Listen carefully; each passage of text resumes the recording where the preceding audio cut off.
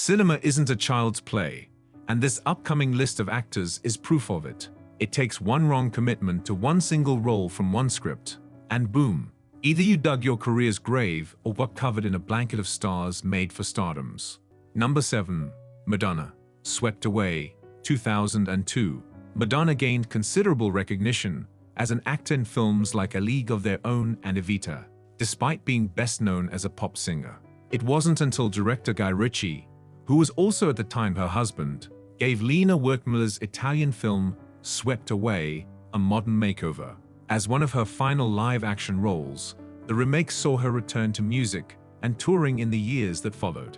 Despite spending $10 million to produce, the movie only lost less than $600,000 in theaters. Madonna won Worst Actress and On-Screen Couple prizes at the Golden Raspberry Awards. Number 6. Courtney Thorne-Smith, Chairman of the Board, 1998. Norm Macdonald made sure that no one visited to watch Chairman of the Board in a now-famous Late Night with Conan O'Brien segment. For most of the 1990s, the actor from San Francisco tried to remake herself as a movie star after growing weary of the soap opera.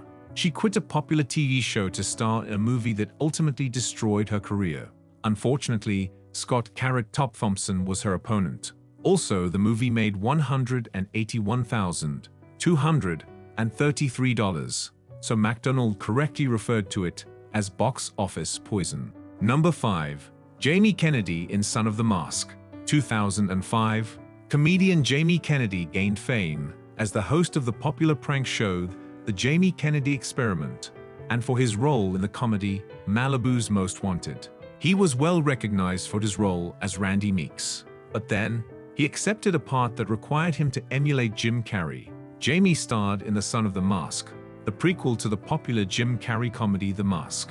The movie reportedly cost around $80 million to produce, but garnered just $54 million. Kennedy co-wrote Heckler, a documentary that looks at critics and hecklers due to the film's unfavorable reviews. Number 4. Geena Davis in Cutthroat Island, 1995. Geena Davis transitioned from being a model-turned-actress between 1986 and 1992 to becoming an Oscar winner for The Accidental Tourist in 1988 and a true box office darling with The Fly, Beetlejuice, Thelma and Louise, and A League of Their Own. She was a lock to star in Cutthroat Island in 1995 after winning an Academy Award and appearing in commercial movies. However, at the height of her box office success, her career was robbed and destroyed at that point. The film's failure also strained Davis' marriage, leading to their divorce in 1998. Producers were hesitant to cast her in upcoming roles because she was the star and face of a significant studio fiasco. Number 3. Taylor Kitsch in John Carter, 2012. At 20, Taylor Kitsch came close to making the NHL, but an injury made him rethink his plans. When he was selected for the role of running back Tim Riggins in Friday Night Lights, he got his big break. During his tenure on the NBC football drama, Kitsch developed a cult following, which may have worked against him. The actor starred in Disney's catastrophic John Carter remake in 2012. On the failed movie, the studio suffered a $200 million loss. Since then, Kitsch has had more success in television, but it's still unknown how he'll fare in movies. Number 2. Mike Myers in The Love Guru, 2008. If you disregard every Austin Powers, Shrek, and Wayne's World film, Mike Myers' whole post-SNL career appears to be far less shoddy. Following the third Austin Powers, he took a 5-year break from the film industry. It was his comeback in 2008 with the universally despised comedy The Love Guru, which immediately rose to the top of Myers' list of major critical and financial failures. The film, which parodies Bollywood films, lacks the youthful vitality of Myers' earlier works. The idea failed to captivate spectators since it needed to be more effective and attractive for the celebrity. The actor was forced to resign from prominent roles, which diminished his influence in Hollywood.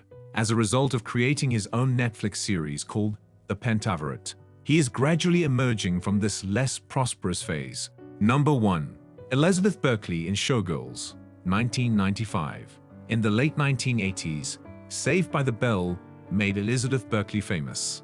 The actor aspired to make a significant jump into cinema by the time the show finished in the middle of the 1990s. A chance came with the production of Paul Verhoeven's critically panned movie Showgirls. Charlize Theron lost out on the role to Berkeley, but the movie bombed and received negative reviews. Both Berkeley's performance and that of the entire production received harsh criticism. Even if it wasn't entirely her fault, the movie damaged her chances of becoming a leading lady. Along with the movie's record 13 nominations and 7 wins, including Worst Picture and finally Worst Picture of the Decade, Berkeley received Razzies for Worst Actress and Worst New Star. The performer was able to continue her career through some supporting roles, but this was her last notable role. While it is not the end of the world always, but still at least we learn one thing: actors' success also depends on choosing their scripts wisely. And we did our research, so we understand that some of your fav choices might need to be added to this list. So drop them down in the comments. And please, reward our hard work with your likes, share, and subscribe. Press the notification bell to be notified